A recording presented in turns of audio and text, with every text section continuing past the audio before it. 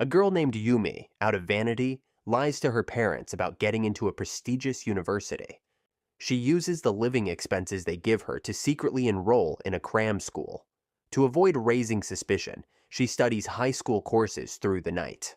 After failing her exams again, she wanders around campus, pretending to be a freshman when questioned. She befriends a senior who invites her to dinner. To satisfy her vanity, she claims to be an international student from the US, with parents running a family business abroad. Her lie earns her admiration, boosting her pride. Her relationship with the senior grows stronger, and she gets invited to club events. With her looks and rich persona, she gains attention and even the affection of a senior guy. Shortly after they start dating, he reveals plans to study in the US and suggests they go together, with a promise of marriage after graduation. Eager to marry into wealth, she agrees and returns home, asking her father for money under false pretenses. Despite the family's financial struggles, her father sells everything to fulfill her wish. However, lies are bound to be uncovered. As they prepare to board the plane, her boyfriend receives a call from his mother, leaving her frozen in shock. Unaware, she waves goodbye to her boyfriend as the plane takes off, but she is left alone at the airport. The boyfriend's mother had exposed her lies, shattering her dreams of a wealthy life. Before she can recover, she receives news of her father's death, learning that he had been suffering from cancer for a long time. Because her father didn't want to interfere with her studies, he never spent money on his cancer treatment. The harsh reality finally hit her, and she regretted her vanity. After her father's death, she was left with a mountain of debt and had no choice but to work various labor-intensive jobs. For 5 years, she worked tirelessly, enduring back pain and exhaustion. One day, she saw an ad for a maid position and soon started working for a wealthy woman named Ann-Man. She thought her life would change for the better, but she was still given menial tasks. Even though she felt unworthy to complain, she worked hard for 3 years. One day, Ann-Man asked her to exchange some expired documents and gave her an expensive watch, making her grateful and hopeful that her employer might care for her. However, the next day, Ann-Man ridiculed her over her passport, even throwing it on the ground. This incident made her realize that rich people never truly see the poor as equals. Determined not to be looked down on anymore, she made a bold decision. That night, she stole Anman's cash, passport, and documents and fled. She changed her appearance and replaced Anman's photo with her own on the documents, aiming to enter high society. Later, she tried to sell the expensive watch Anman had given her, only to discover it was a fake. The girl, while pretending to be a job seeker and attending various interviews, shares academic knowledge with students. She uses the identity of the wealthy heiress, Anna, living the life she always dreamed of. One day, she almost gets caught by a senior from the same school, but luckily, no one has ever seen Anna in person. This experience makes her realize that if she reaches the top of high society, no one will dare challenge her position. So, she goes to the wholesale market and buys all kinds of counterfeit luxury goods. Meanwhile, a student calls her with the good news that they were accepted into a foreign university. The girl forces a smile to congratulate them, but inside she feels conflicted. She had tried twice with all her might and failed, yet wealthy kids succeed effortlessly. This deepens her obsession with power and money. The girl begins to craft an image for herself, raising her social value. She rents a high-end office in the CBD and, through her senior's connections, meets many influential people. She quickly thrives in this circle, rising from a senior lecturer to the youngest professor. Soon, she is noticed by a company president, who, to show his status, has a shipment of expensive items flown in from abroad. During a party, the girl casually asks why everything is so artistic except for the fake sofa. The president awkwardly smiles, unaware that the girl once worked as a maid in the wealthy district and can tell the difference between real and fake. The president proposed to her, but the girl declines his marriage proposal. But the president insists on meeting her 3 more times, promising to respect her choice afterward. She agrees and immediately tells her senior about him. The senior reveals that the president is a self-made entrepreneur with strong leadership skills. Hearing this, the girl smiles, and soon she starts dating him. They enjoy skiing and laughing together, and their relationship quickly progresses to marriage. To avoid exposing her true identity, the girl hires 2 actors to play her parents. They soon step into the wedding chapel, and for the girl, this moment is not just about getting married. More importantly, she achieved her wild dream of transforming from rags to riches, living the life she always longed for. Not only did she drive a brand new luxury car, but she also entered the influential circles thanks to her husband's reputation, thriving even more in the education field.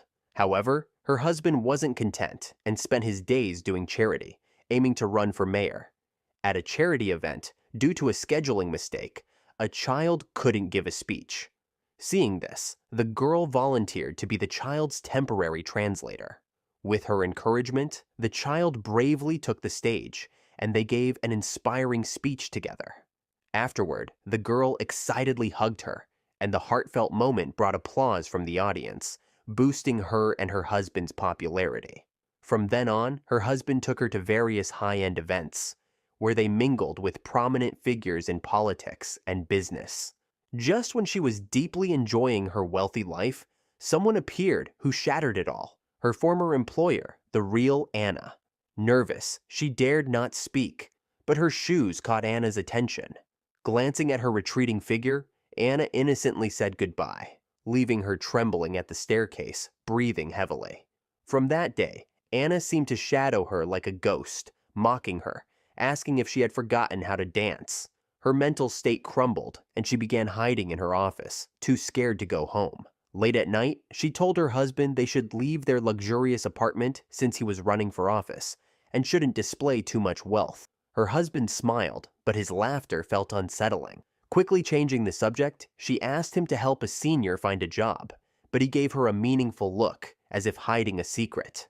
The next day, she was terrified when she saw someone familiar in the elevator. It was her former employer. She tried to stay calm and not let her husband or the employer see through her facade. But when the employer passed by, her heart nearly jumped out of her chest. Her husband's driver rushed over, panicked, and apologized for arriving late due to traffic, missing the pickup by just 1 minute. The wealthy man, impatient, walked up to the driver and immediately began to insult him. The driver tried to explain, but was silenced. Then, the rich man flew into a rage, furiously kicking and hitting the driver. It was the first time Yumi had seen her husband lose his temper, and she quickly tried to intervene, only for the wealthy man to turn on her with a beast-like expression, ordering her not to interfere. Helpless, she could only stand by and watch as the driver was beaten. After venting his anger, the wealthy man extended a hand of friendship, and the driver quickly got up, bowed, and apologized, promising never to make the same mistake again. However, the rich man immediately took the driver's seat and sped off, leaving the driver realizing he had just been fired. That evening, Yumi hesitated at the elevator. After a mental struggle, she decided to take the stairs in her 8-centimeter high heels.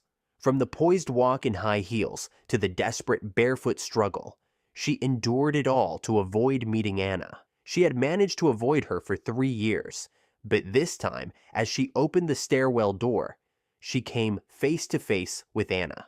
Anna glanced at Yumi with disdain, then presented an elegant invitation card, questioning what was going on. Yumi, avoiding eye contact, was utterly panicked, knowing that her secret could no longer be kept. Anna threw the email at Yumi's feet, and though she found the situation somewhat laughable at first, her expression quickly turned to fury.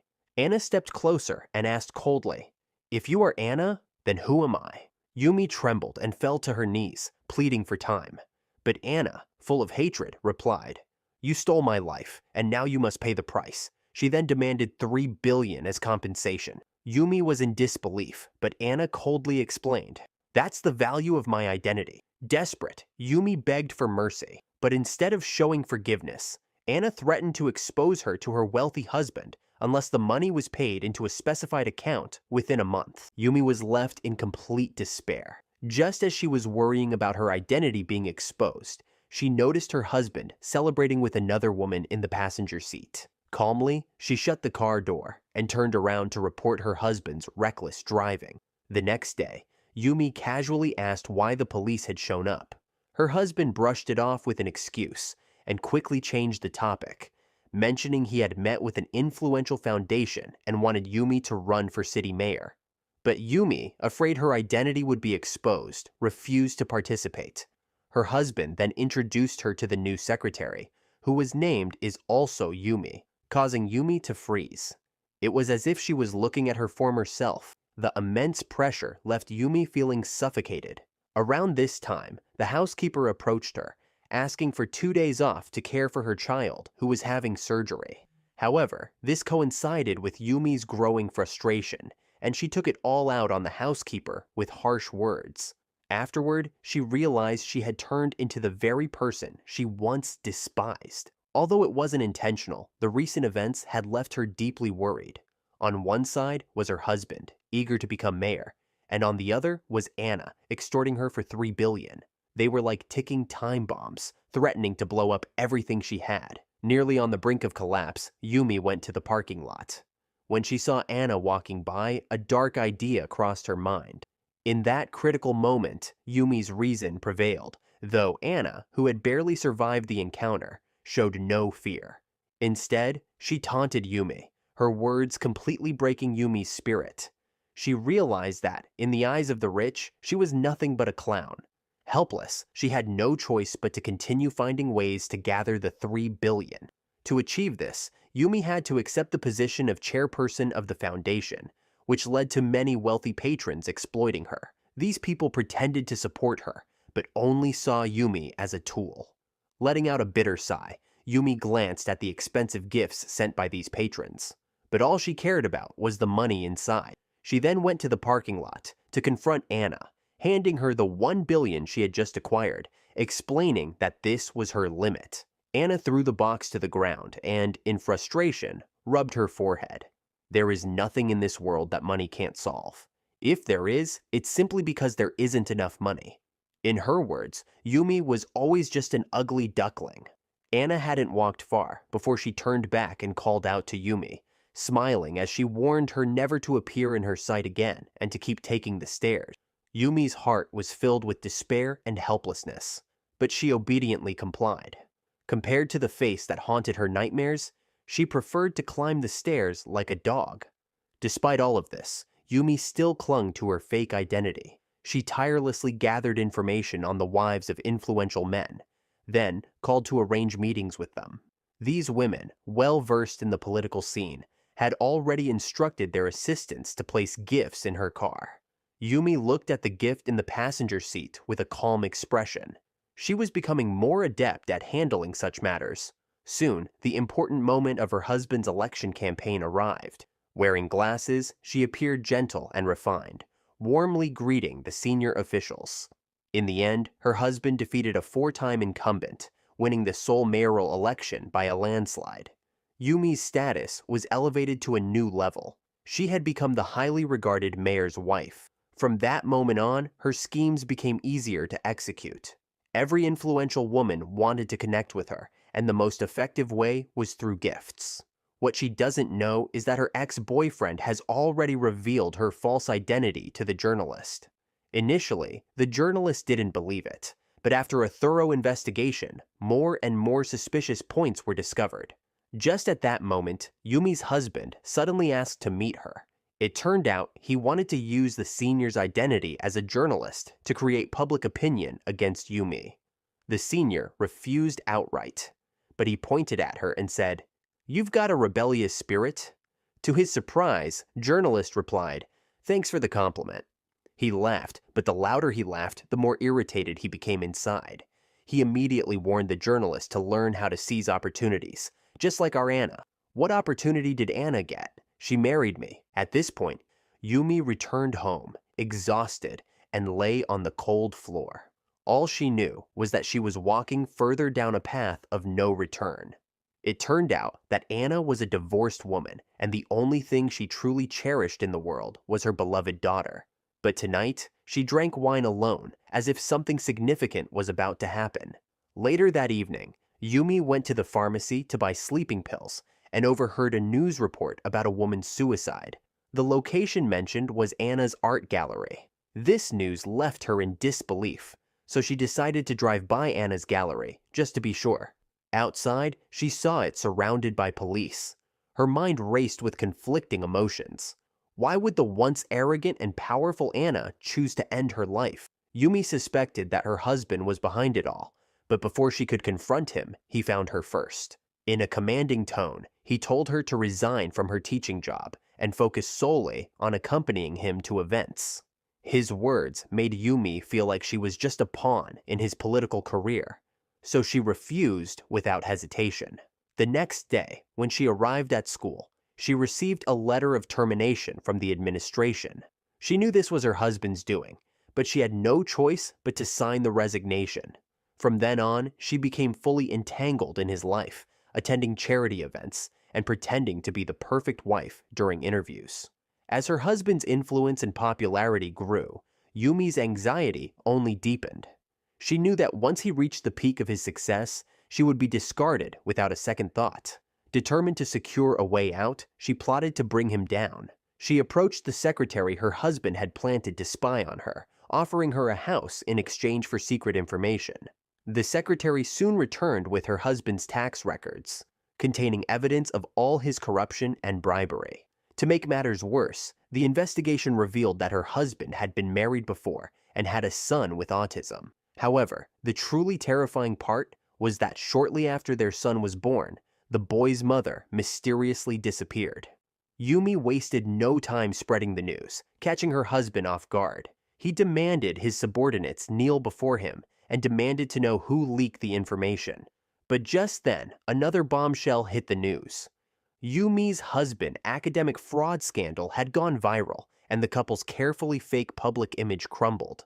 Seeing this, Yumi felt a moment of happiness, believing she had finally stopped her husband's ascent to power. But she underestimated the reach of his wealth and influence. When they met again, her husband calmly told her that everything had been handled. But the most chilling revelation came next. He admitted that he had known about her impersonation all along and even confessed to killing Anna. Yumi froze in shock. Though Anna had constantly taunted and threatened her, Yumi never intended to kill her, especially not after seeing Anna's young daughter.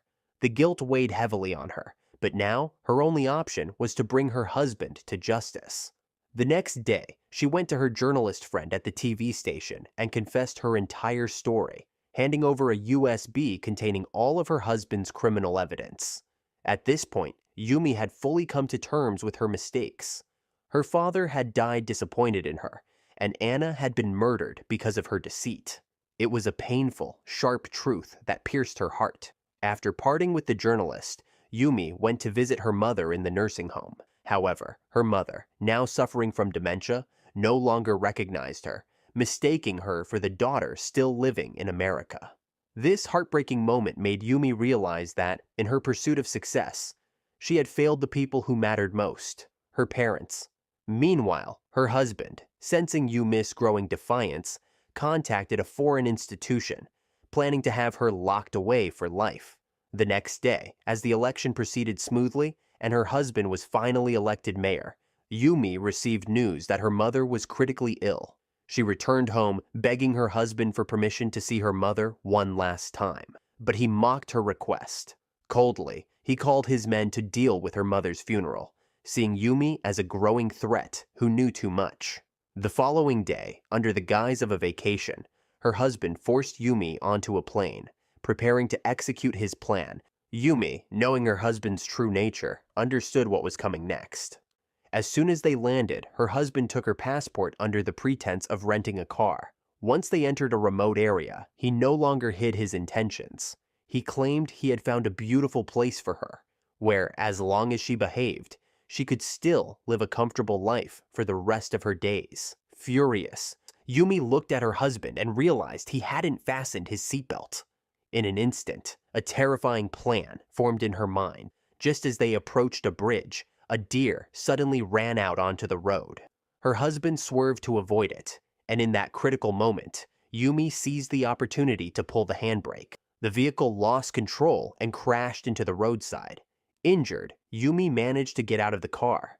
As her husband was dazed, she retrieved her passport from him and began searching for a phone signal. Just then, she received a message from her journalist friend. The psychiatric institution had refused to accept her report. This news filled Yumi with despair. Even with evidence against her husband, he remained untouchable, protected by his power. Feeling powerless, Yumi tore off her seatbelt along with her handbag and set it ablaze. Without hesitation, she tossed it into the car, turning her back and leaving while her husband screamed in horror inside. Soon after, news of his death reached the country, but no one attended his funeral. The only one present was his autistic son, whom he had once abandoned. In the end, Yumi started a new life abroad. Although her circumstances were modest, she finally understood what true living meant. Thanks for watching. See you next time.